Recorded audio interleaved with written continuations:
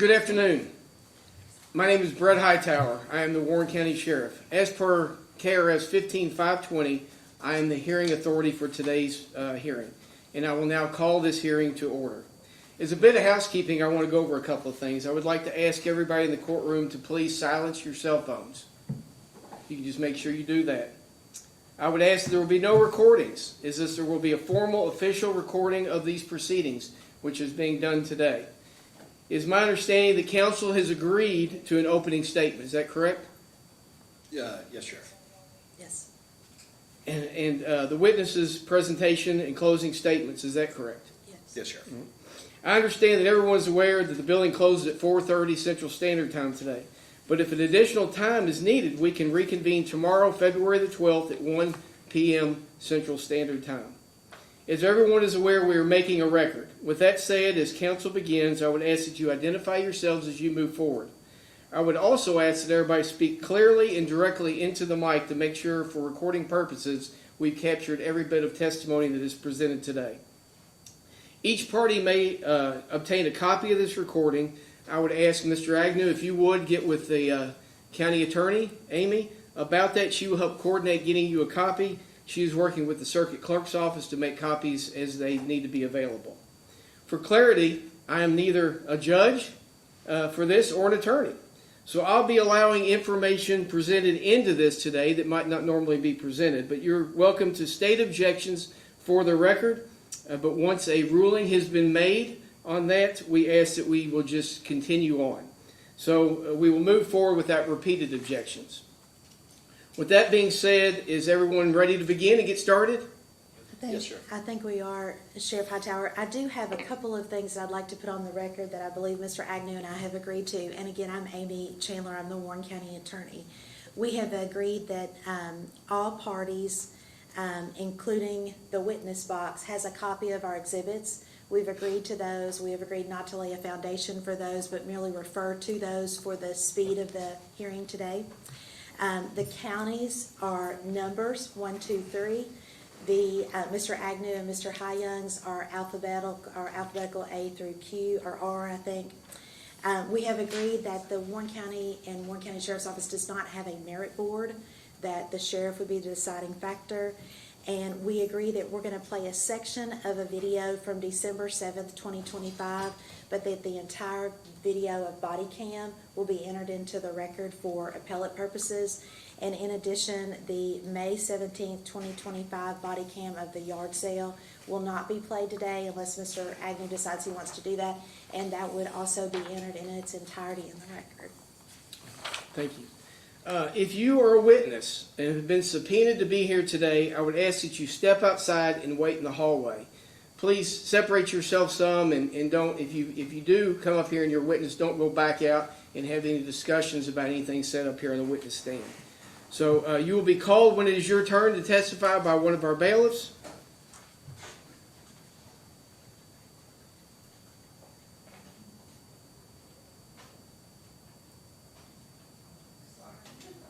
All right. Ms. Chandler, I think you're ready to begin. Yes, thank you, Sheriff Hightower. Sheriff Hightower, Mr. Agnew, Amy Chandler, Warren County Attorney on behalf of Warren County and Warren County Fiscal Court and Warren County Sheriff. It's my intention today to be as brief as possible, yet to present evidence by way of testimony, exhibits, and video that will support the recommendation for the termination of Mark Heyungs. At the conclusion of today's hearing, I suspect that I will ask that Mark Heyung be terminated as a deputy sheriff. Thank you.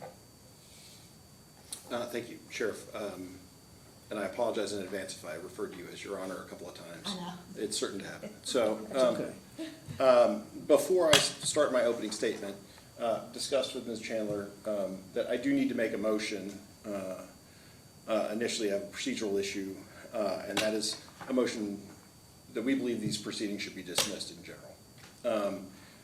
On December 11th, 2025, you met with Deputy Mark Heyungs to discuss the allegations against him. And at that meeting, you expressed your opinion on this case, stating that my idea is to terminate you. This is a quote, "My idea is to terminate you. You can accept it, you can resign, or you can request a hearing." You provided Deputy Heyungs 3 options 1, he could resign, 2, he could be fired, or 3, he could request a hearing before you, the person who told him he could resign or be fired. The next day, on December 12th, 2025, you drafted a document entitled Notice of Intent for Termination, Deputy Mark Heyungs, in which you stated Heyungs' poor performance, bad judgment, untruthful and misleading statements creating dissension, and his inability to accept corrections. It is my recommendation that you be terminated. The reason I bring this up is because the United States Supreme Court has repeatedly stated, first of all, in Cleveland Board of Education versus Loudermill, that a government employee has a property interest in their employment and therefore is entitled to certain procedural due process rights.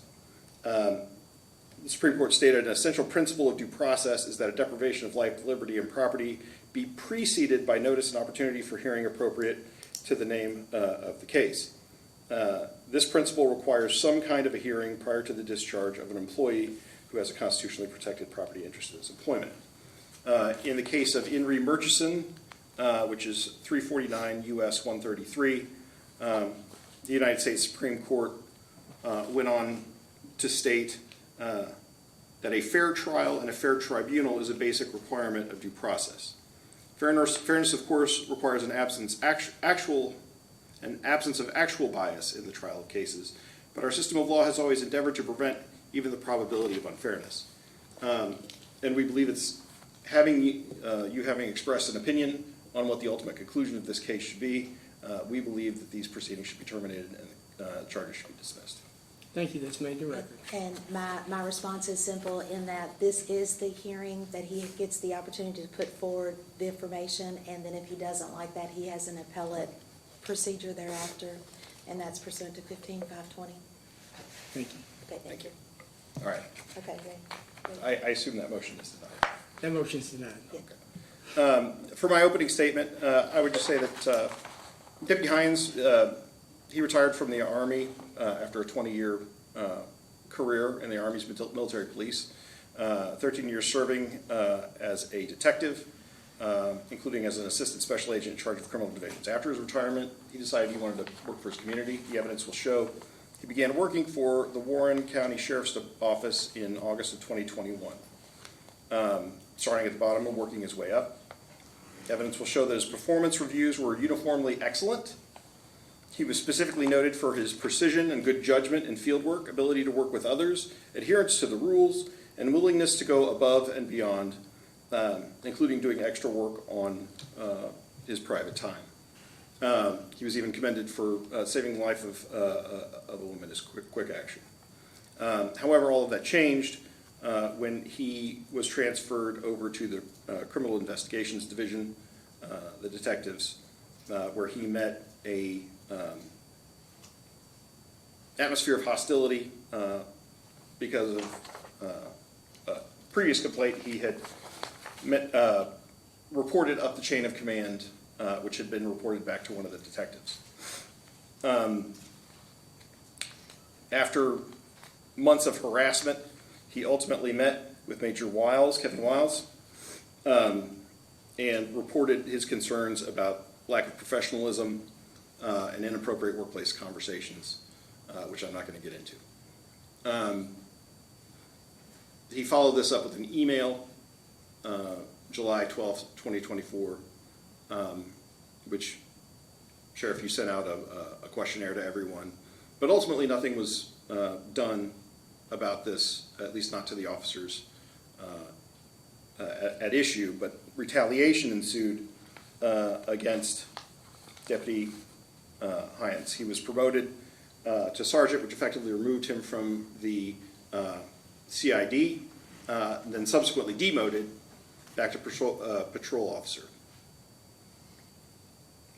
The evidence is going to show that the allegations against Deputy Heyungs were all made after he lodged this complaint about procedures in the office and professionalism, and that each of the allegations are not supported by the facts. Thank you. Okay, if it pleases, I was going to say the court, but Sheriff Hightower, I'm ready to call my first witness. Mr. Agnew, good with that? Okay. the Commonwealth or Warren County Sheriff calls Kevin Wiles, please. Kevin, you can raise your right hand. You swear to tell the truth, the whole truth, nothing but the truth, so help you God? I do. Thank you.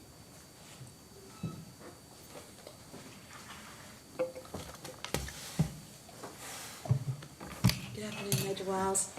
For the record, if you'll state your name, My name is Kevin Wiles. and please tell, and I am going to say the court where you're employed. I am the Chief Deputy of the Warren County Sheriff's Office. How long have you been there? I've been employed by the Sheriff's Office since January 1st of 2019. And did you begin in your role, in the current role that you're in now, or have you changed jobs? So I actually started my law enforcement career in 1994 with the Bowling Green Police Department. I was hired and attended the police academy. I was a patrol officer. I was an advanced crime scene processor. I was promoted to, I was a detective, then I was promoted to a patrol sergeant. I served as a CID sergeant. I was promoted to a captain, so I was a patrol captain. Subsequently, I was a captain in CID. I was promoted to assistant chief, so I was assistant chief over patrol. Subsequent to that, I was assistant chief in CID. I was promoted to lieutenant colonel. I served as the lieutenant colonel over field operations, and I ended my career there after 24 years as the deputy chief over professional standards. I also have a bachelor's degree in police administration and a master's degree in criminal justice. I'm a graduate of the 225th session of the FBI National Academy. I've been a peace officer in this community for over 30 years. Thank you. And you are familiar with the termination procedures at the Warren County Sheriff's Office? Yes, I am. Okay. And in those procedures, do you follow KRS 15520? We do. I'm now going to direct your attention to Mark Heyungs and his employment with the Warren County Sheriff's Office. Are you familiar with Mark? I am. And how do you know him? I met Mark.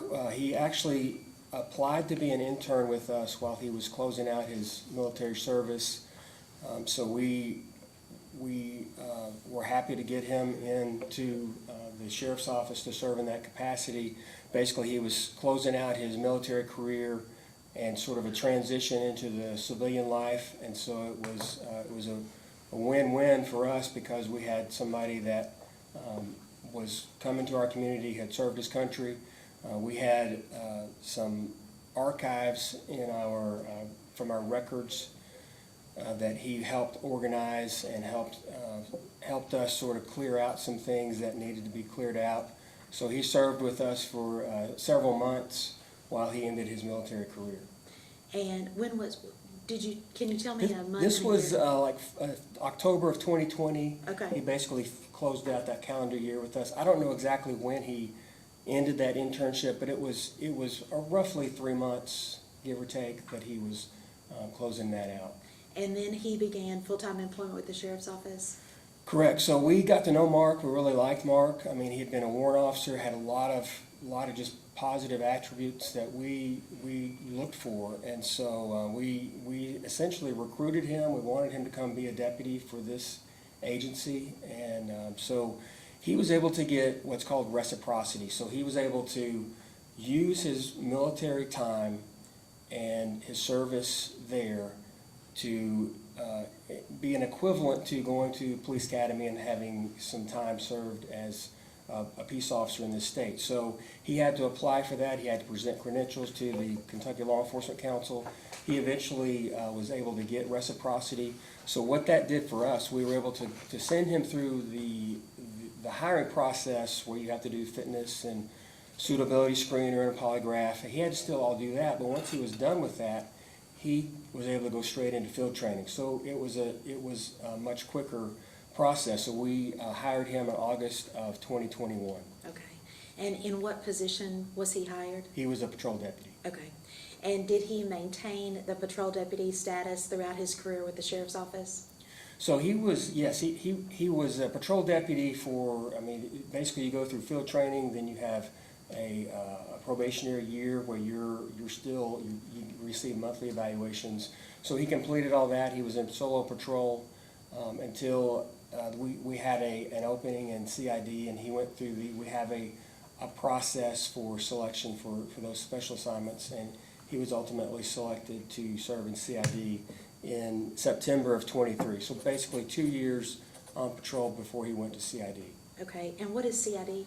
It's a criminal investigations division. They are responsible for follow-up investigations. They're not first responders necessarily. They get the more complex cases, typically felony cases, things that require in-depth interviews, just a lot of more lengthy, more complex style investigations. And so we have a team of detectives that handle those cases. So typically, patrol will do the preliminary investigation, and then they're handed off to the team of detectives. And but it doesn't always happen that way. But typically, they're going to follow up on the more complex patrol investigation. Okay, and while Mark was in CID, did he have any issues in CID? So it was July of 2024, Mark, he texted me one afternoon, it was a Friday afternoon, and said he needed to speak with me. So I said sure, and he almost immediately showed up at the old courthouse. The detectives work in a different building than where my office is, but so I sat down with Mark. We talked for about an hour. He went through at length the grievances and the sort of his issue that he was having with CID with the other detectives, and described what in his words was a hostile work environment. So I talked to him at length about it. We ended that meeting. I called the sheriff as soon as I was leaving that afternoon, and then Mark sent a follow-up email that evening that basically stated the same things he had discussed with me. And there's a stack of exhibits right there, and I think that's Exhibit A. Will you just look at that and see if that's the email It you is, received? yes. Okay. And you're familiar with this email, and this I is am. what he sent after you talked? Yes. Okay. What action did you or the sheriff take following the conversation in the email? So this was a very concerning bit of information that Mark provided in person and then the email, because what he was describing was essentially a dysfunctional team. There was a lot of mistrust, a lot of lack of communication. There was open hostility, and so this was a big problem. So I talked to the sheriff about it. He was concerned enough that he wanted to get input from everybody into this situation, because maybe it wasn't just Mark who was having these kind of issues. So he wanted to get feedback from everybody. So the sheriff sent out basically a survey. He had a list of questions for every individual who was assigned to CID, and he wanted them within a specific time frame to send back a written response to his questions. And did he do that? He did. And would that be Exhibit 1? So those are so some are letters and some are numbers, and I've got them set them Okay, one sideways. yeah. There you go. Yes. Okay. And at the same time the sheriff sent out the climate survey, were you doing anything? Correct. So the sheriff sent out this climate survey. I followed up with an email that said, based on your responses, I will be meeting with you individually. And what I did is I did a recorded interview with each individual who had to complete that survey, and just to follow up with exactly what they had written down, and then I had some additional questions that I wanted to ask each one of them individually. And then after your recorded interviews, what did you do at that point? So after we did all of the interviews, I basically wrote a report to the sheriff and had some findings of some things that had been investigated. There were a few, at least I can think of at least one that we addressed immediately, even before the investigation was done. There was an allegation that one of the detectives had been changing in front of the other detectives while going to the gym. And so I have to explain, these detectives, their workspace was essentially a big room. So they had, if I can explain this, they had desks along the wall, but there weren't actually individual walls. So it was almost like a big squad bay. And so when that was confirmed that yes, there's some changing of clothes in this big room where other people could see, I told the sergeant, Evan Cook, who's in charge of that team of detectives, to put a stop to that immediately. There's not to be changing in front of people, because, that was something that could be addressed immediately, and it was. But I completed a report about this, about the interviews I had done and the things I had found out. And so what the result of that was is that the sheriff had a document that he had created that basically laid out the rules and expectations for each detective. Anybody who was working in CID, we had to sort of establish the foundation of office etiquette, things that I think, me personally, I had assumed was some common sense kind of things, but since there had been an issue, we're going to spell it out. And so we had each detective read that document, sign that document, and then the sheriff met with each one individually to make sure there wasn't any confusion, that there were no questions about the expectations from the agency standpoint on how they conduct themselves in the future. Also, Sergeant Cook went over, basically a management side of this was, he had his own list of things that he wanted to make sure everybody was clear on, as far as where they were going to meet weekly, they were going to do things to collaborate, and he had expectations as well. So there was the sheriff's component of this, where he actually met with each one individually. They signed the document that explained the rules and expectations, and they're agreeing to conform to that, as well as the manager of that team additionally set some, some parameters for them to operate in the future. And is Exhibit 3 that I have there, is the CID protocol, is that from Evan Cook? Correct. That's Okay. the sergeant's protocols for them. Okay, and then Exhibit 4, is that the Criminal Investigation Division Workplace Environment Rules and Expectations? And I think that's signed by, This Exhibit 4 is Mark Heyungs' Okay. version, but each detective signed one of those. okay, but that's an example, and that's Correct. Mark's, okay. Yes. Okay, okay, thank you.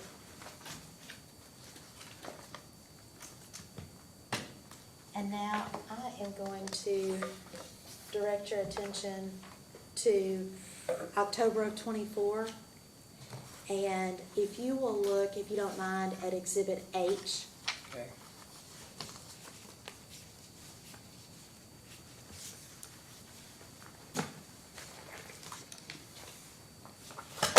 Okay. Are you familiar with that email? Yes, I am. Okay, and can you tell me about it?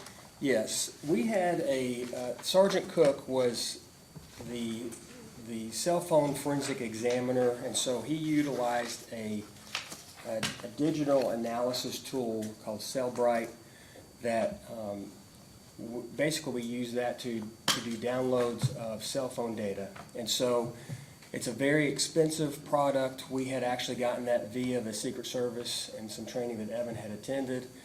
So we had lost the funding for that from the Secret Service. So there was a period in fall of 2024 where we did not have in-house the ability to do those forensic downloads.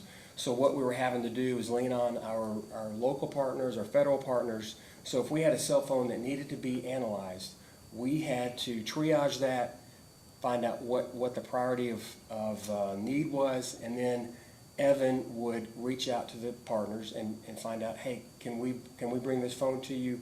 But we had to have a process to do that and a way to triage that, because this was things of evidentiary value. And we had to have a chain of command, and we had to make sure there was clear understanding on everybody's part of who's doing the analysis, where did this come from, when do we get it back. And so there had to be particular things that were lined out. So this was Evan's email to the deputies that to explain he would be the one to manage this process. And was that system working as far as you knew? Correct, yes it was. Any indication at all it wasn't working? No. So now I'm going to fast forward you to February 6th of 2025, and on that date, was the system that Sergeant Cook in place still the same procedure? Nothing had changed. Okay, We were still without a license. We were still having to triage these cell phones, and the plan that he had put in place in October still the plan. And on February the 6th of 2025, what position did Mark Heyungs hold at that time? So Mark actually had, he was a patrol sergeant Okay. in February 2025. He Okay. had competed in the promotional process in 2024 and had been selected as sergeant. And when, do you recall when that was in 20, that So she the- competed in 24? The process started in May of 2024, Okay, and he was selected, I believe, in December of that year, and his promotion was effective in January of 2025. okay, so he was a sergeant at that time. And so you will also see an Exhibit I, Yes, and are you familiar with that as well? I am. And what is that?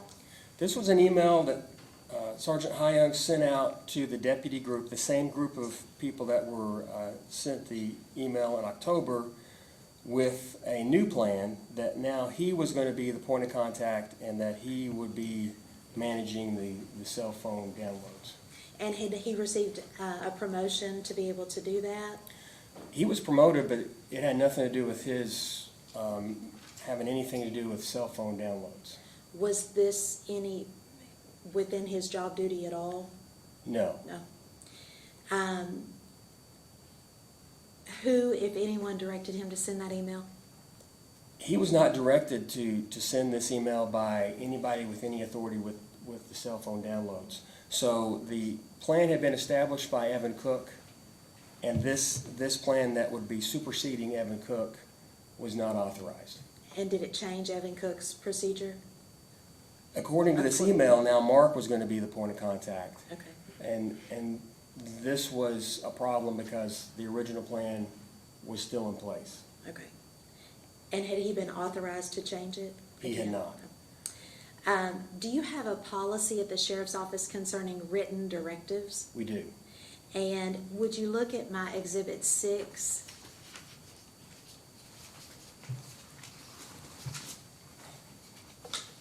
Yes. Is that your policy concerning written It is. directives? Yes.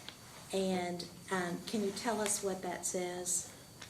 Basically, written directives are authorized through the sheriff, and they're to direct and guide the actions and activities of members of the office. So the written directives, we have to have,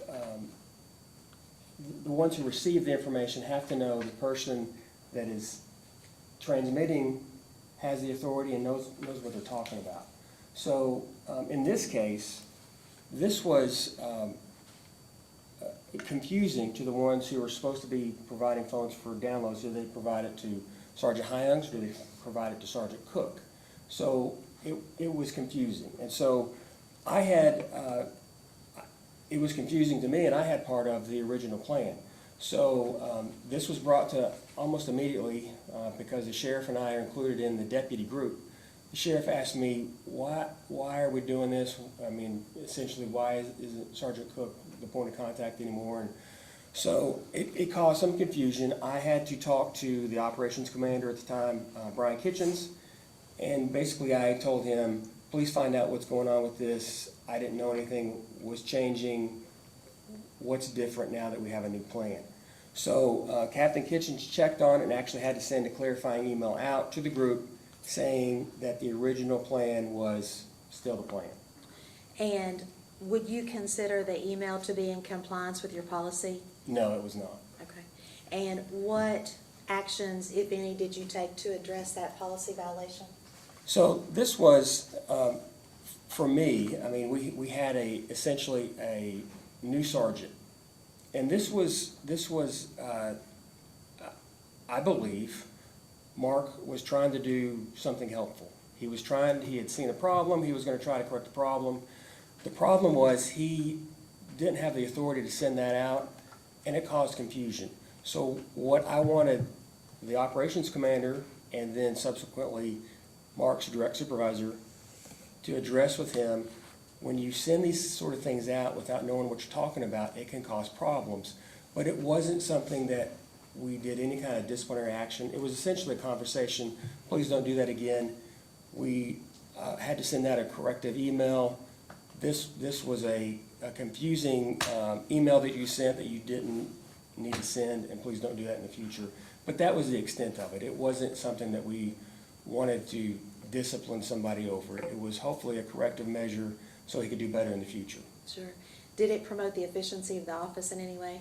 It did not. It caused a lot of inefficiency and confusion. Okay. I'm now going to direct your attention to March 21st of 2025.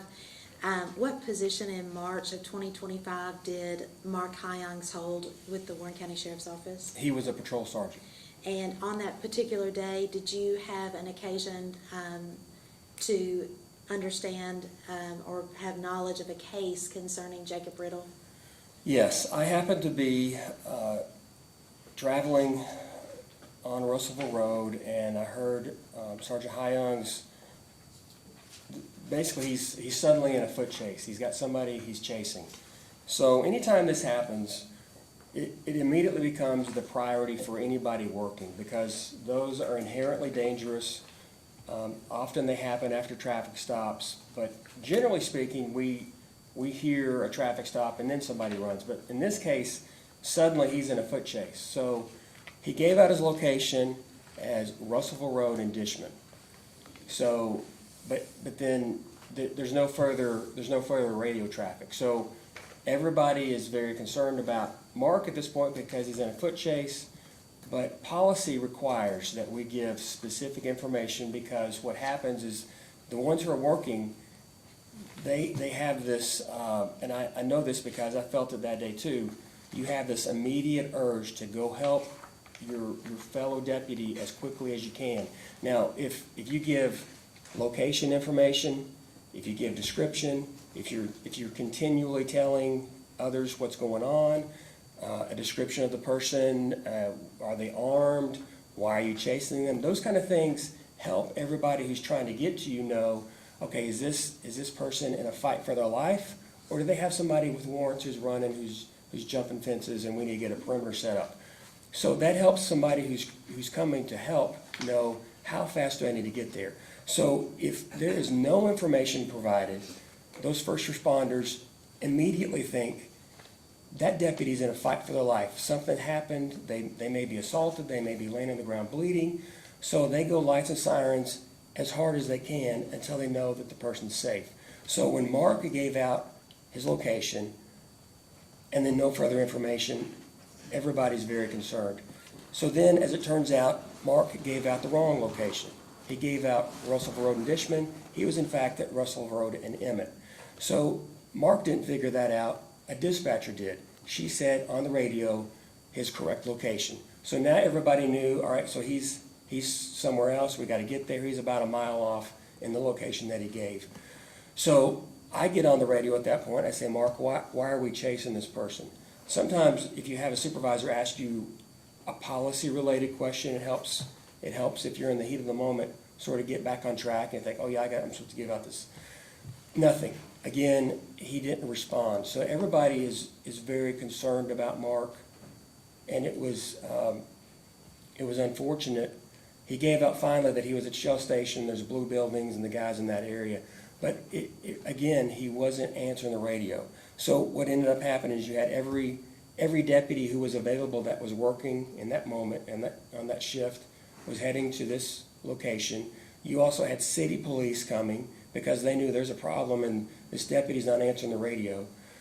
So when all of that happened, we finally got to Mark. We got the Mr. Riddle in custody, and everything was okay. So once that was over, I asked Brian Kitchens again, please check on this incident. I don't think we met I know he didn't meet the expectations I had for not just a deputy in a foot chase, but a supervisor in a foot chase. They have to have the deputy part down, but they also need to be managing resources. They need to be setting up a perimeter. They need to be helping corral this rather than escalating everybody's response. So I wanted Captain Kitchens to please correct this because he missed the mark on this. And does well, let me ask this.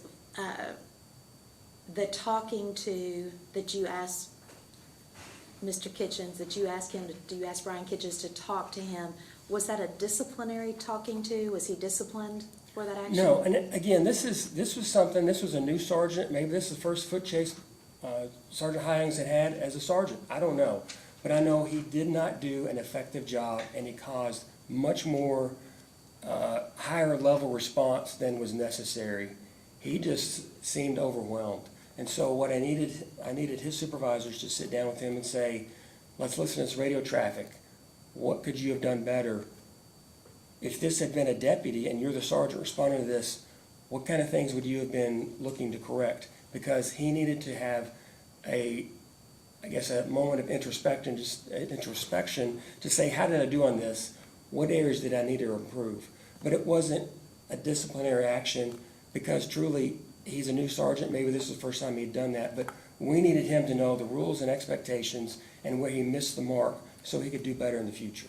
Okay. And what impact, if any, did Mr. Heyung's failure to report his location have on the sheriff's office? Did it promote efficiency? It promoted inefficiency, and I would say he endangered the public, because these deputies thought he was in a fight for his life, and they were trying to get there as quickly as possible. So all those things increased the risk for the deputies as well as the public. I'm now going to direct your attention to May 17th of 2025 and a yard sale that occurred at 498 Glen Lily Road. I'll ask again, what was the rank of Mark Heyungs at that time? He was a patrol sergeant. And did you have an occasion, are you familiar with that incident? Yes. Okay.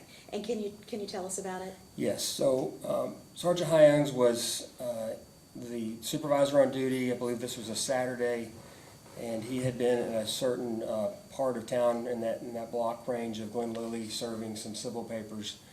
He happened to go by a yard sale and noticed that there were what he described as several items of like items that appeared new, and so he was suspicious that perhaps these had been shoplifted and now were being sold in a yard sale. What type of like items do you recall? He described it as cleaning products, detergents, soaps, those sort of things. And did the sheriff's office have an open case regarding like items being stolen? No. And then what happened?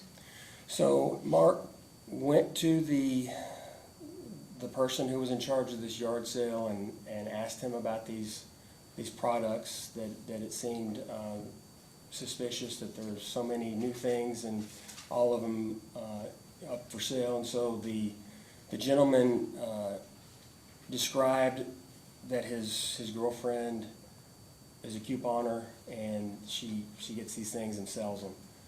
So there was, I think, a contentious sort of discussion, and the gentleman who was running the yard sale, I think, got tired of talking to Sergeant Heyungs and asked him to leave and get off the property, and Sergeant Heyungs refused to do so and proceeded to stay there. For the total of the incident was about 40 minutes. Okay. Did he call backup? He did call for backup. He had a deputy come and back him up, as well as a city officer. So it was quite the spectacle. Was the gentleman that you're referring to, was he detained? Mark did tell him he was detained. He was not free to leave, and this gentleman was on his front porch. Okay. And was he then charged with a crime? He was not charged with a crime. Okay. Was anyone charged with a crime in connection with that incident? No. Okay. And then what happened?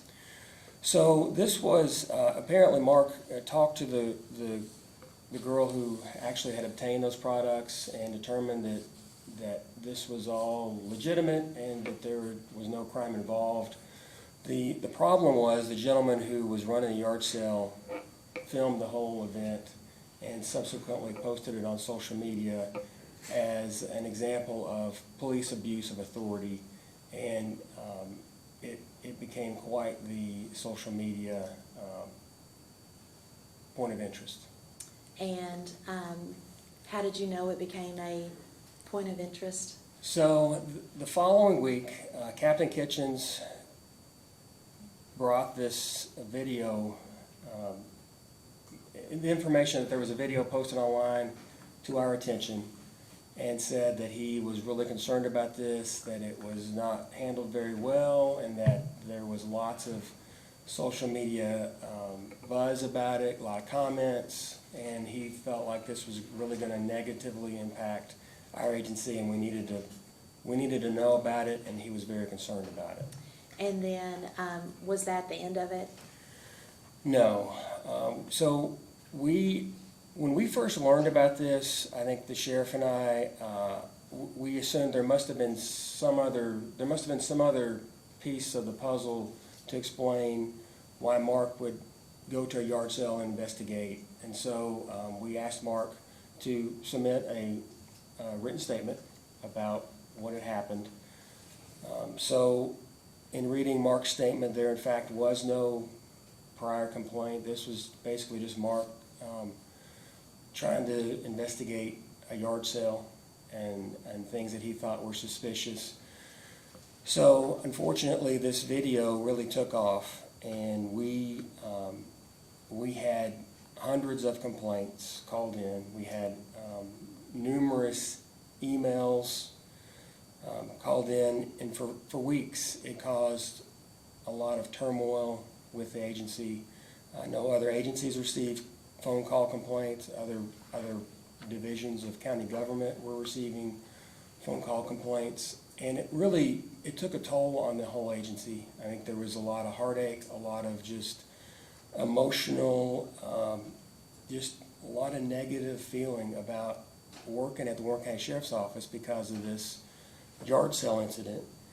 It got so bad with the dispatchers who took the brunt of this, because they had people from not just our community but all over the country call in and complain, a lot of profanity, a lot of cussing. And so the dispatchers got to a point where the dispatcher director actually called me and said, can we possibly have the chaplains come and talk to our staff, because they have been so beat up by this incident. They had nothing to do with it, and they're taking the brunt of it. I mean, can you imagine sitting in a room and having to answer the phone repeatedly and having somebody cuss you out over something you had no responsibility for? It's one thing for our supervisors to be accountable for the actions of others, but when we have employees who have nothing to do with any of this, that it was a really, really hard time on the agency, and it was still to this day. I mean, we even preparing for this hearing, having to make copies of these emails we received, just horrible stuff, and it's very hurtful. And did at the time Mr. Heyungs' actions at the Glen Lily address on May the 17th comply with the sheriff's policy? No, he had. There's no justification for standing on the person's front porch after you have no legal justification to do so. If Mark thought that the products were potentially shoplifted, I don't have a problem with him talking and asking a question. Although I will say that is not how we want deputies to conduct themselves. We do not want deputies on a regular basis going to yard sales to investigate the products that are being sold. I mean, it's just ridiculous. But I will say, if he felt compelled to go talk to this person, fine. But once the gentleman said, get off my property, Mark should have gotten off the property, period. So when he did not do that, and then he stood there for several minutes afterwards and then told the gentleman he was detained, it was just too much. It was a violation of that gentleman's constitutional rights. So many times, I know I get calls at home, my assistants get calls at home, they'll call the county or the Commonwealth Attorney to make sure that their actions are legal or that they're in compliance with statute. Did that occur here? He would, I'm sorry, I asked that a question. That's okay. So many times, deputies will call me or will call my assistants and ask them questions to make sure their actions are legal or that they comply with statute. Did Mr. Heyungs call the county attorney, the Commonwealth Attorney, anyone in their office? He did not call anybody during the incident. Okay. Now, my understanding is that he called the Commonwealth Attorney's office after the incident, Okay. or he went there, but basically he said, here's my version of this, what do you think? Okay. And he provided them apparently inaccurate information or information very much one-sided for him to somehow justify what he did. And can I ask you how you know that? I know that because, for one, Mark's attorney mentioned that in the letter, and I also spoke to the prosecutor that he spoke with, Trace Miller, about what Mark asked him about. So was disciplinary action taken against Sergeant Heyungs? So so to answer your question, there was a counseling report Okay. that we met with Mark. Okay. But I will say that when we receive this level of feedback from the community, and not just our community, I guess the community at large, we have our police authority because of the citizens. We depend on them to allow us to police them. And if we are so out of line that we have people, hundreds of people call us, we need to pay attention to that. So we did sort of an introspective look at how did this happen. So the sheriff wanted there to be remedial training for all deputies on constitutional law. Hey, what is curtilage? When can we or when can we not? What does that look like? So we had missed the mark so badly on this that we wanted to get everybody retrained. So we felt it appropriate to counsel Mark on what happened, what went wrong, and to please not do that again. Not just the legal side of that, but the sheriff is the one who says, here's how I want deputies at this agency to police the community. Investigating yard sales is not what I want them doing. So we had to express that to Mark as well. And that was done, and I believe there's an exhibit number 7. And it's a Warren County Sheriff's Counseling Specific Contact Report. Yes, Is that what happened? that's Is that the correct. disciplinary action? Yes, Okay. And is that pursuant to 15-520? it is. Okay. And based upon your knowledge and experience, and having lived through it, did this promote the efficiency of the sheriff's office? It did not, and it did not for weeks. It was really hard on us.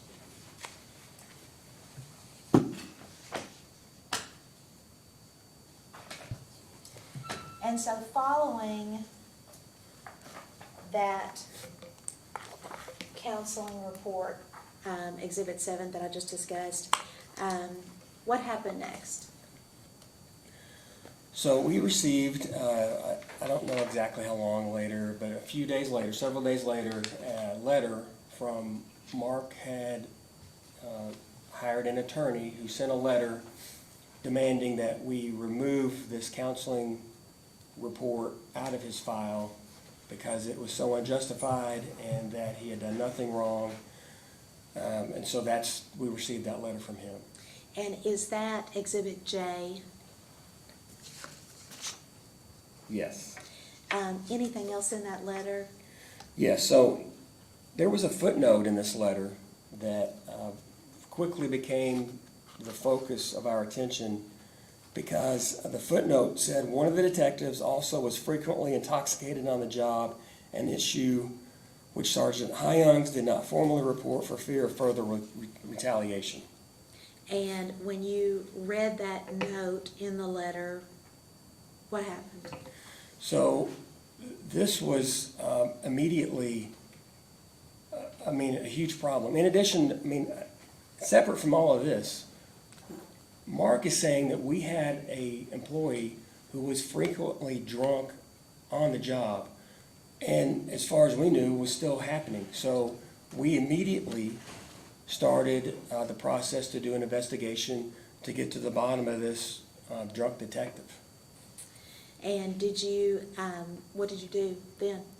So I guess we made notice to Mark's attorney that we would be basically serving a 48-hour notice on every member of CID, anybody who worked in an area, because we had to find out what is the truth of this. If we have somebody drunk on the job, not only is that dangerous and illegal, but everybody who knew about that was going on is a policy violation. They have a duty to intervene if that is going on.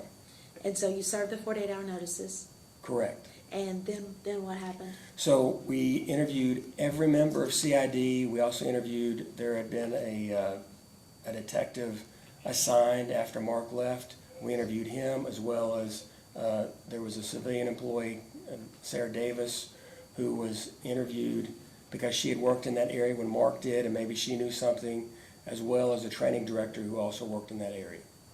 And Mark made the statement to his attorney, but did his attorney respond to you when you said, I'm going to investigate this? We received notice almost immediately from Mark's attorney that he had sent that footnote in error.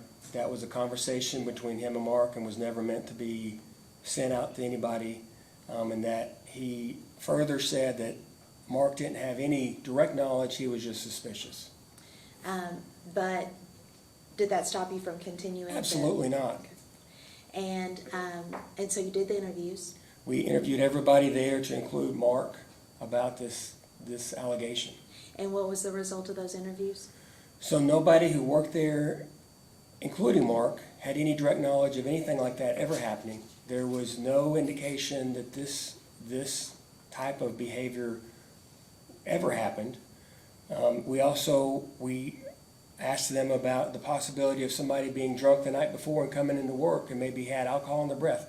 Nothing even like that. The only thing that Mark said his allegation was based on was there was a detective that wore cologne and he thought maybe it was a masking behavior. He was wearing cologne to mask something else, which I found and I still find incredulous, because these are trained professionals who receive training on how to detect somebody under the influence, and to think that that's even feasible, I find it unbelievable.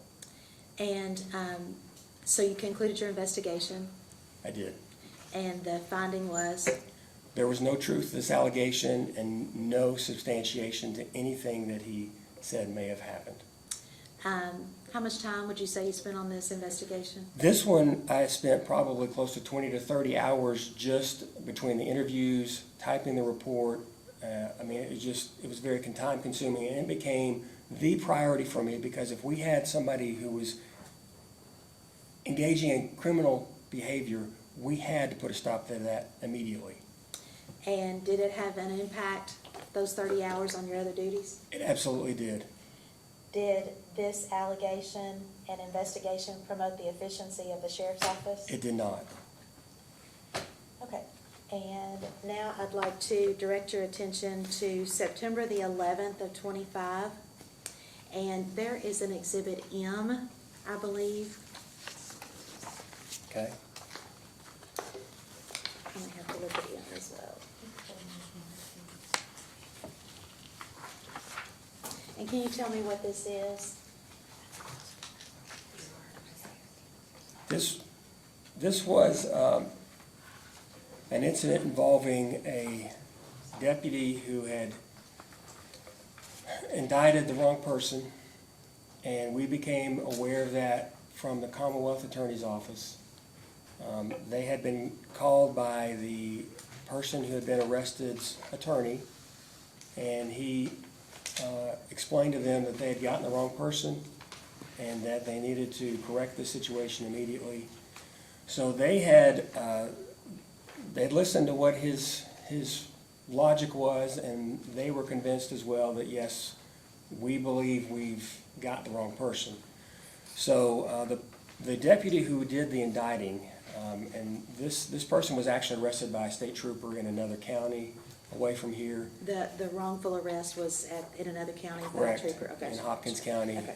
So the Commonwealth Attorney's Office had called Alexander Bickford, who was the deputy who had gotten the indictment, and let him know, hey, we believe you got the wrong person, we've dismissed the charges, but we need to find out what happened on this, and please, check on this immediately.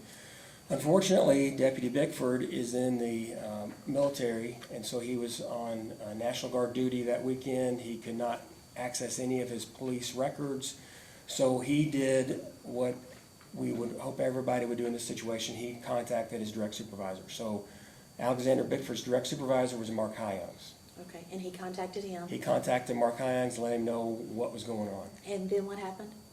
So Sergeant Heyungs received information from Alexander Bickford. He reached out to the Commonwealth Attorney's Office. Initially, he was unable to reach anybody, but he, to his credit, he was persistent and he tried to get a hold of them at his home after he was off duty. He talked to the Commonwealth Attorney's Office. They explained that this person had been arrested incorrectly and that they needed him to know that, you know, this is a big problem. And so Mark received that information and basically told him he would check on it. And what steps did he take to check on it?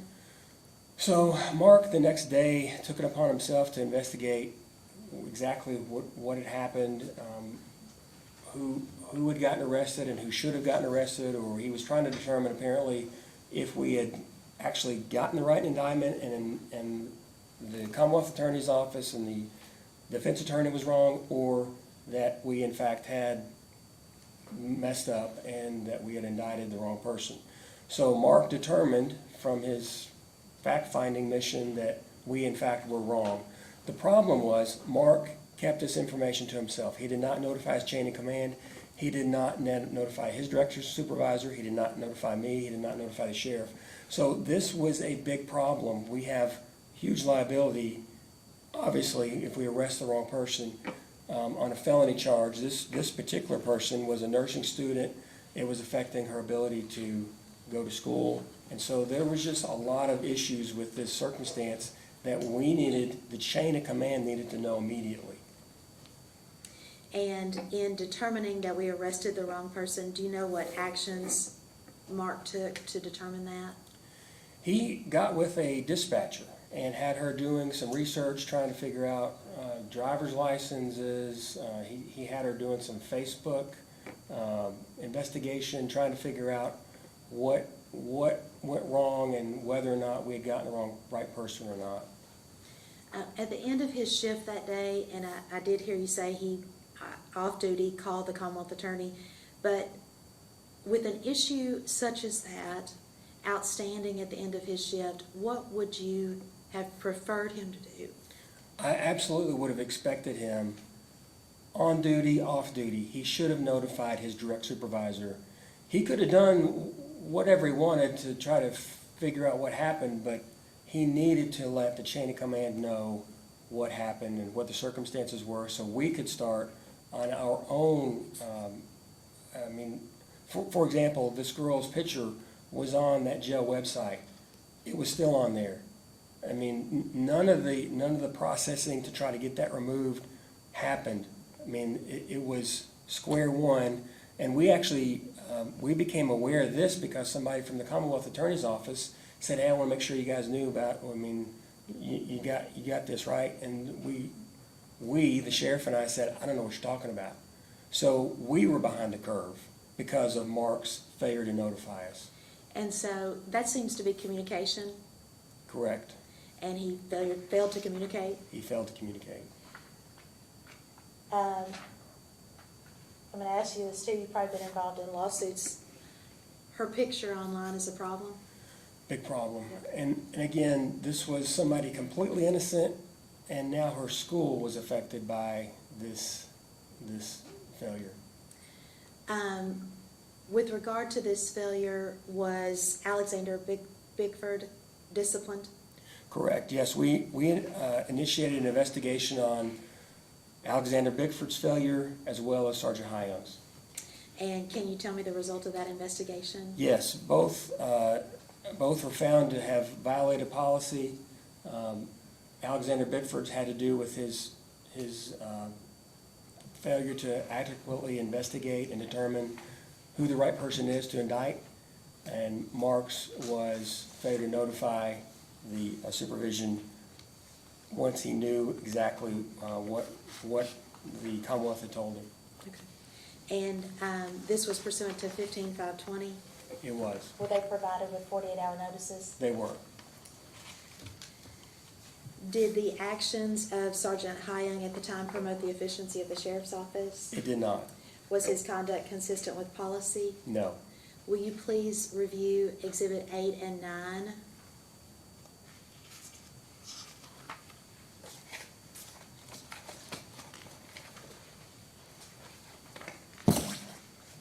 And can you just briefly tell us about those policies?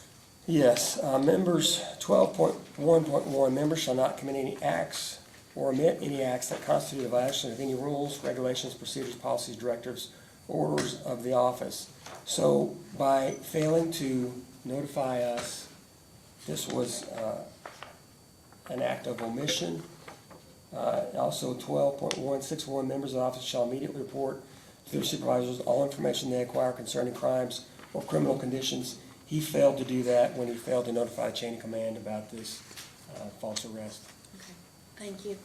I'm going to direct your attention now. I'm going to move on to September the 13th, just a couple days later. There was a death investigation on that date. Can you just give us an overview of that death investigation? Yes, so Mark Heyungs was the supervisor on duty during a death investigation. So he and several deputies responded to a shooting where a gentleman had died from a gunshot wound. This was a large scene, a lot of, it was basically in the middle of an apartment complex. So he and the deputies were the first to arrive, and so the crime scene was very chaotic. A lot of obviously a lot of shell casings, a lot of things to make sure was preserved for the crime scene processors. So Mark had been there approximately 40 minutes, give or take, when the sheriff arrived. The sheriff, upon his arrival, was very concerned about the level of control for that crime scene. He immediately had to admonish Mark to get control of the scene. The crime scene was not secure. He had to personally ask some of the other law enforcement present. There were some city officers there who had also responded. He had to put them to an assigned task because Mark had failed to do so. So essentially Mark had failed to secure the crime scene even after he'd been there for several minutes. And once the sheriff got there and controlled the crime scene, can you tell me what happened next? Yes, so this was a major incident, so all of us ended up responding to this. But it's highly unusual for the sheriff, even though he's very involved in things, but he's not a first responder, so he's not going to be typically having to worry about securing the crime scene. So on something at a major scene like this, to personally take charge and secure a crime scene was a failure. So he let me know that this had been a problem, sort of like, please note this, once we get things beyond this a little bit, we need to make sure this is addressed. And once that happened, did you do an investigation? So this was, I guess I would say on this was something that I noted because I was in the midst of the failure to notify investigation. Again, this was just a couple days later.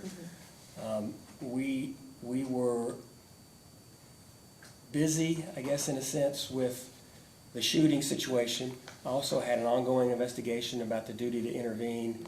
This was something else that we were going to have to address. But as far as an investigation immediately with his conduct there, that did not happen. Okay. And so when a sergeant goes on the scene, can you tell me just step by step what should happen just one more time? Yes, so when you have especially a scene like that, there's just a lot of chaos. And so really the sergeant's mission is to diminish the chaos, get control, and preserve evidence. So by Mark failing to do that, it was a clear failure on his part to get control of that scene. If the sheriff's having to be directive, tell people to do things, it was a failure. And did his failure to act violate any policy that the sheriff's office has? Yes, I mean, there's expectations from preservation of crime scene, and so these are like basic sergeant things that, I mean, even basic police officer things. Whoever's first to respond, you're responsible to take charge. Now, once people of rank start arriving, they can take charge and have a bigger picture, and so Mark failed to do that. And so I would refer you to Exhibit 10 and 11. Will you review those? Yes.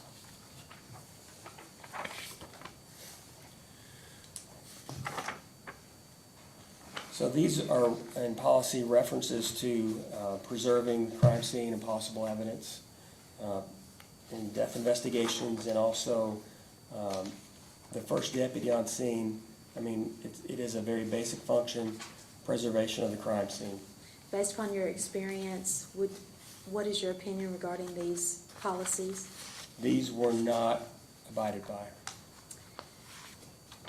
And what discipline, if any, was taken against Mr. Heyungs? So this is how, at this point, I'm approaching Sergeant Heyungs as a sergeant. So I have a list of things, a list of failures that he has demonstrated to me.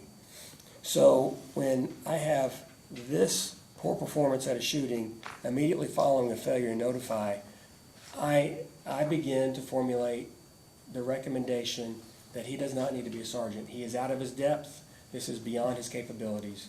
So this incident became part of the recommendation for demotion. Okay.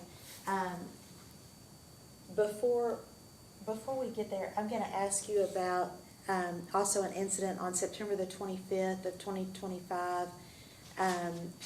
And are you familiar with an issue regarding window tint?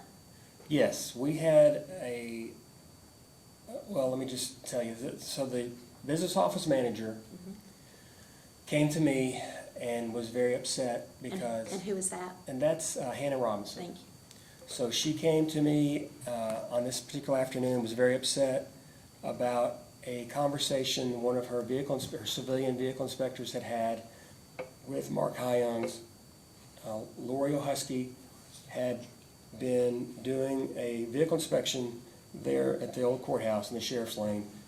Mark had apparently been coming to the old courthouse for something else, walked by this vehicle inspection and process and says, hey, you need to fill that car because the window tint's illegal. So Lori was upset by this because she didn't realize that window tint was something that these vehicle inspectors were supposed to be, this was a criteria that she's supposed to be pass or failing vehicles on, which it's not. But Mark told her she should fill that car because the window tint was illegal. Lori came in from that vehicle inspection and was upset, expressed that to Hannah, that she didn't realize we were supposed to be looking at window tint when we have vehicle inspections. That wasn't part of the training. How is she supposed to know this? She's probably done thousands of cars incorrectly, et cetera, et cetera. So Hannah was upset because that is not accurate.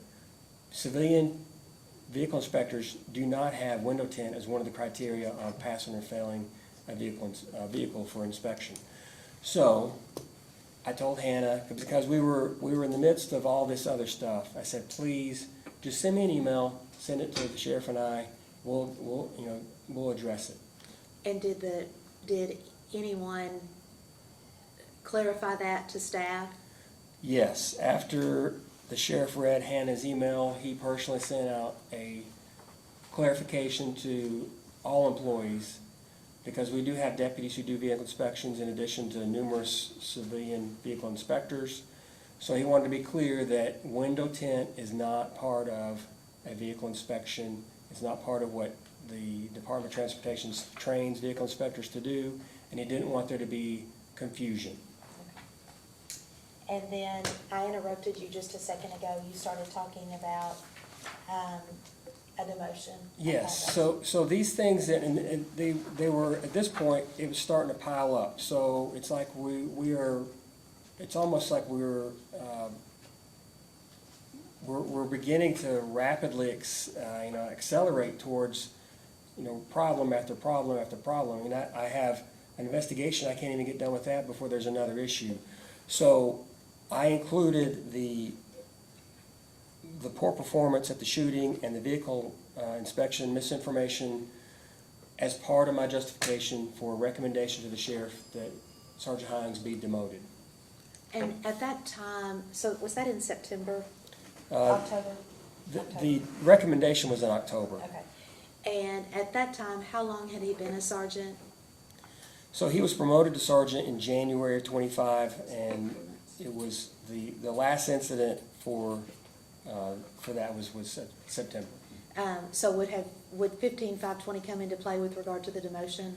It did not come into play because he was probationary sergeant. He had been a sergeant for less than a year, and in our policy, it allows for the probationary year to not, that the 15.520 does not apply when you're on probation. And so he was demoted? He was demoted to patrol deputy. Okay. And I'm now going to direct your attention to December the 7th of 2025.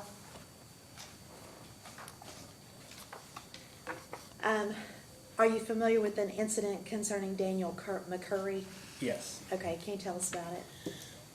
So Deputy Heyungs observed Daniel McCurry traveling around Scottsboro and Three Springs. He observed that there was a registration violation. He made a traffic stop on the vehicle for the registration violation. When he approached the car, the driver, McCurry, actually had the correct tag in the car with him. So Deputy Heyungs had him, he asked for a little bit of explanation, but he went ahead and had him go ahead and change out the tag right then, there on the side of the road. And he provided him with the tools to do it? Correct. And during that traffic stop, did anything else transpire regarding any other charge? Yes, so during the course of that traffic stop, Deputy Heyungs was notified by the dispatcher that there was an outstanding criminal summons that needed to be served on McCurry, and directed Mark's attention to that, and the summons was for voyeurism. Okay. With regard to criminal summons, normally, how are they served by law enforcement? What happens? So what happens is these are typically in the e-warrant system, so it's electronic, so the deputy will confirm that they in fact have the right person, and so once they do that, it's basically just a matter of initiating some directives in the system that this is going to be served now. You actually have to print it out, you give the person a copy, tell them when they have to be in court, and there's some documentation you do there on the side of the road, but essentially you tell them when to go to court and you give them a copy of the summons. And with regard to this criminal investigation, and I'm going to just correct you for the record, I believe it's attempted video voyeurism. Okay. Okay, instead of just voyeurism. But with regard to this criminal summons, was the Warren County Sheriff the lead investigative agency on that? No, we had nothing to do with this particular investigation. It had been conducted by the Western Kentucky University Police Department. Okay. And is it right here? Yeah. You want to queue up, and if you want to watch, and we'll get it exactly when you want it to play. And I'll play it. we go ahead and play it now? Yeah, and then you can play it with your. Sure.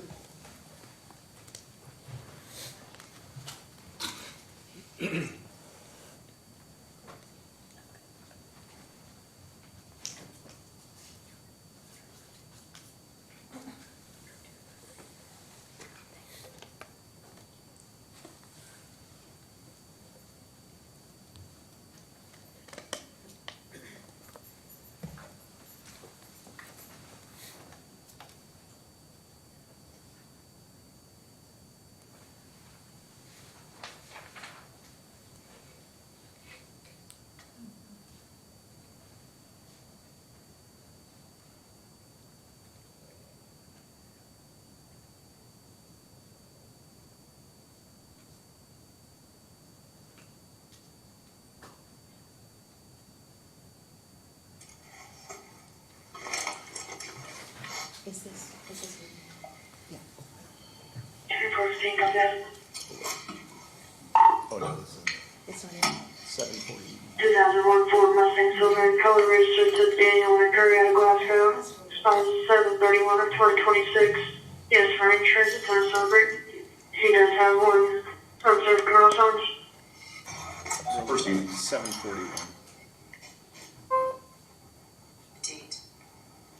45, 41. Yeah, that works.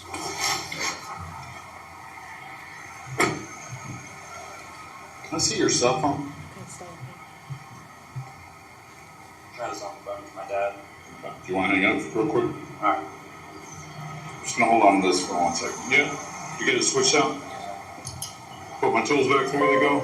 Yes, sir. Okay. Have a seat, Carl. I'll be right back, please.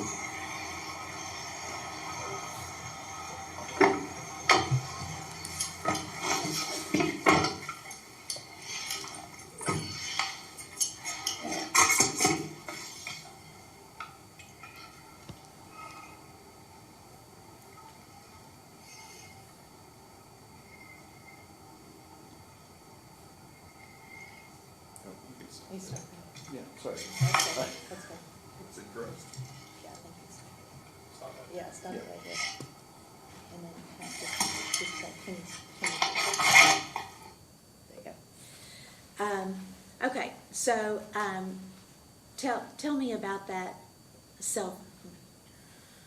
So the criminal summons mentions the attempted voyeurism involved cell phones. One had, basically, it talked about there being a method that McCurry was using to have one cell phone actually take the videos, and then he would access it via another cell phone. So Mark apparently took it upon himself to read through this criminal summons and decide that because McCurry had a cell phone in his possession, that this probably, in Mark's mind, had evidence of his crime in it, even though it was 9 months later, and he had no description of what kind of phone it was, what model, what color, no clue at all whether or not this phone was actually part of this investigation, but he took it upon himself to seize McCurry's phone there on the side of the road. And once he seized his phone, what did he do? He then directed the dispatcher to contact Western Kentucky University Police Department and asked them if they wanted this phone that he had seized on the side of the road. And did he have them contact the affiant on the criminal summons? He did not. He basically said, I got this, see if they want it, with minimal information and really no further explanation. And I guess I better clarify, who is the affiant on that criminal summons? So this was investigated completely by Western Kentucky University Police Department. The officer who did the investigation was listed on the criminal summons. I don't know his name, Okay, but I know that's he was a officer with that agency. Okay, and he was never contacted? He was not. Okay. Based upon your experience as a law enforcement officer for over 30 years, do you believe that the taking of that cell phone was appropriate? It was completely inappropriate and no justification at all. Was a search warrant requested that you're aware of? No, and in fact, when I asked Sergeant or Mark Heyungs about this particular seizure, he said he doubted that a court would issue a search warrant on this phone. And with regard to taking it, I just want to make sure I understand again, what actions did he take to retain the phone? So Mark Heyungs took it upon himself to seize this phone and then ask Western if they wanted it, based on the information from the summons that had literally no description of, it said a cell phone. Did he call someone at Western? He did not. He told the dispatcher to call on his behalf because he was busy with the traffic stop. And did the dispatcher call maybe the affiant on the criminal summons? No, the dispatcher called another dispatcher who was equally ignorant of anything having to do with the case. I mean, not to, Yeah. I mean, they're just working in the dispatch center. They have no knowledge of this incident other than what's in the criminal summons if they looked at it.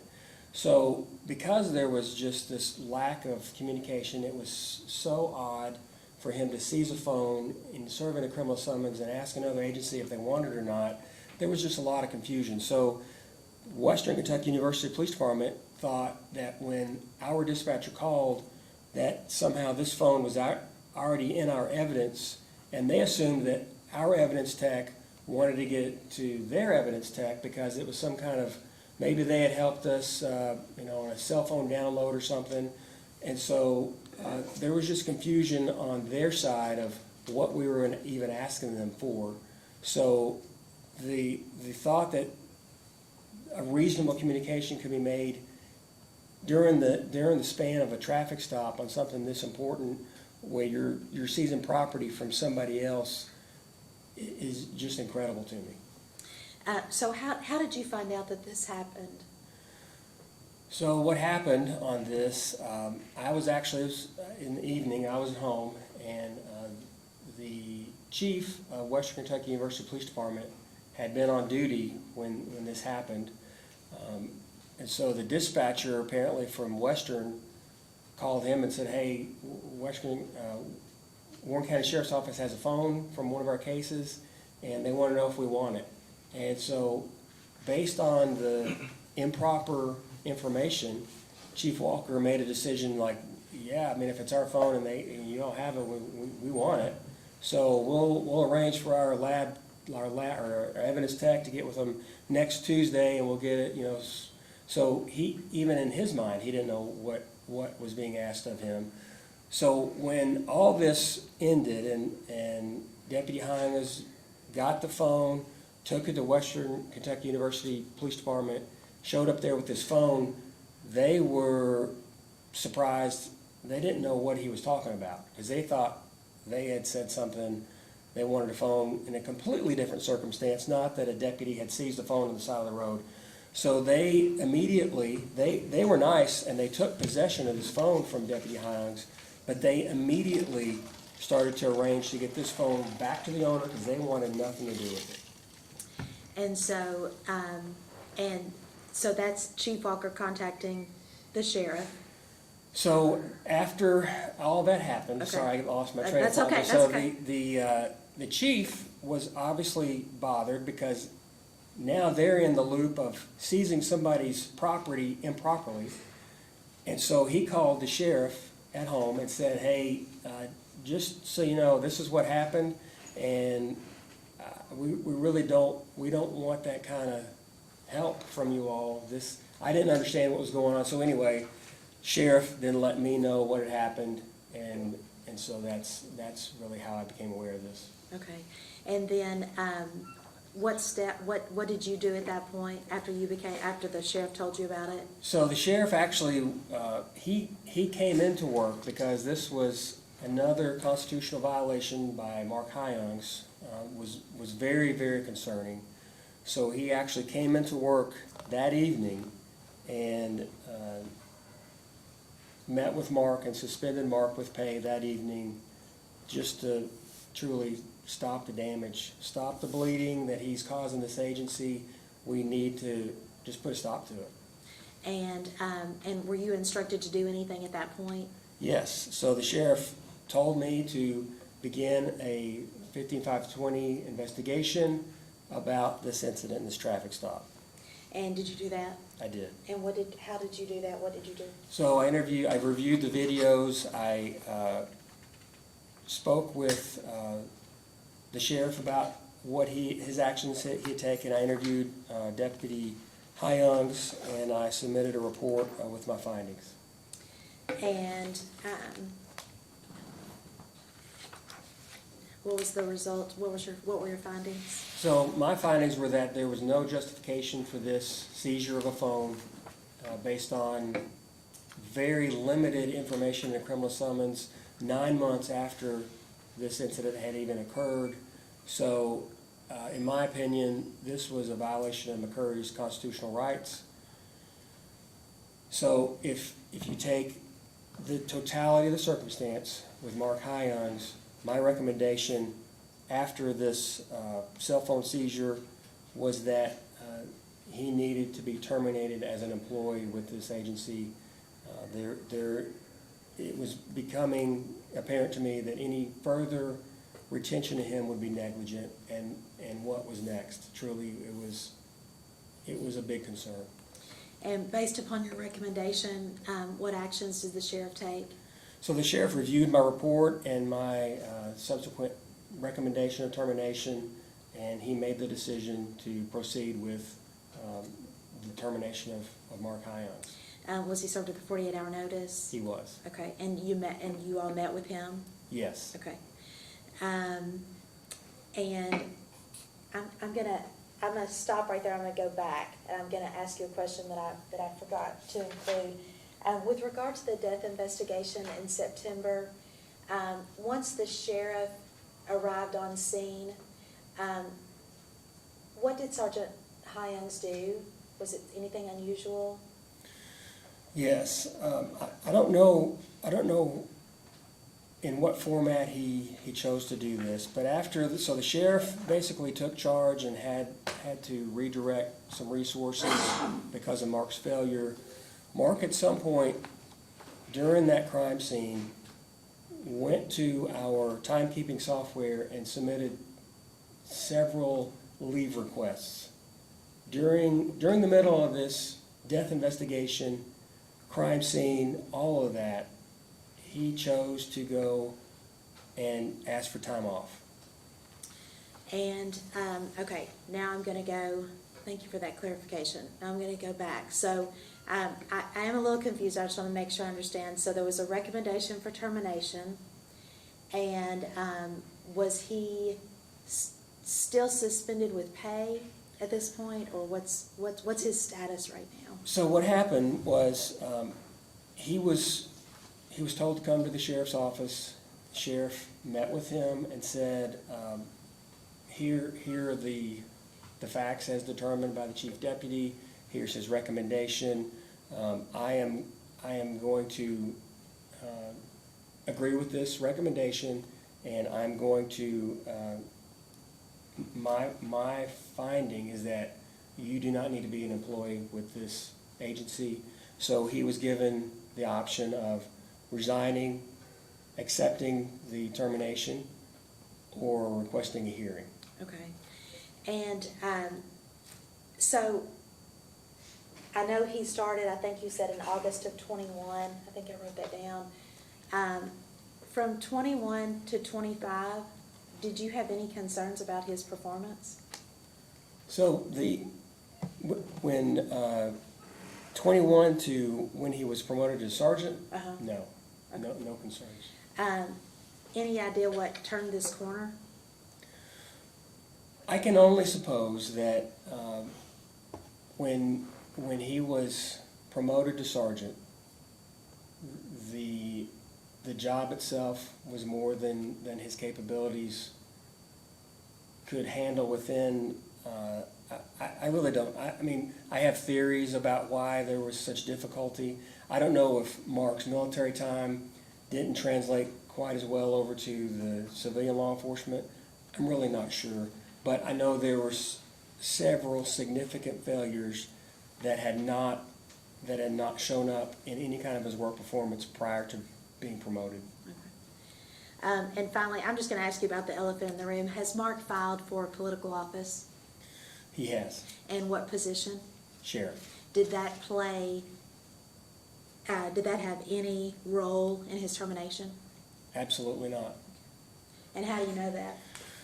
Well, I know that because the sheriff could have fired Mark for filing to run. I mean, I think there's legal precedent for that, but the sheriff refused to do so. I mean, doesn't want to do that, so he would. I know that because there's been conversations where I encouraged him to go that route, and he does not want to. Okay, thank you. I'll pass the witness. Thank you.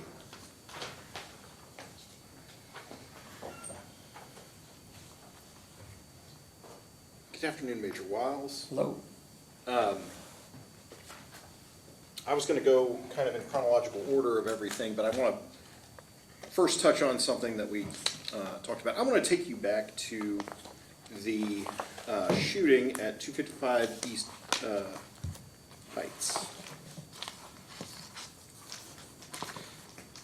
you have in front of you, I believe you testified earlier that the first person on the scene basically takes control of the scene. Is that right? The deputy, the first responder is supposed to take control, absolutely. Okay. And then it becomes the responsibility of the person, when a more senior person shows up on the scene, they are responsible for this. Correct. Okay. Do you have in front of you Exhibit R?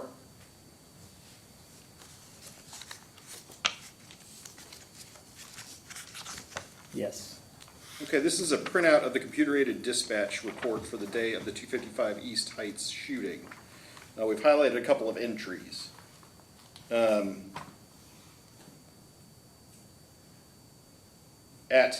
12:47, 433 arrived on scene. That's Captain Kitchens, correct? Yes, sir. Okay. And at 12:54, 7 minutes later, Sheriff Hightower arrived on the scene. 401 status changed on scene. Yes, sir. Okay. So it was Captain Kitchens who was in charge of the scene for 7 minutes before the sheriff arrived, correct? According to CAD, Captain Kitchens got there before the sheriff. Okay. And in fact, Deputy Heyungs had put a officer on the scene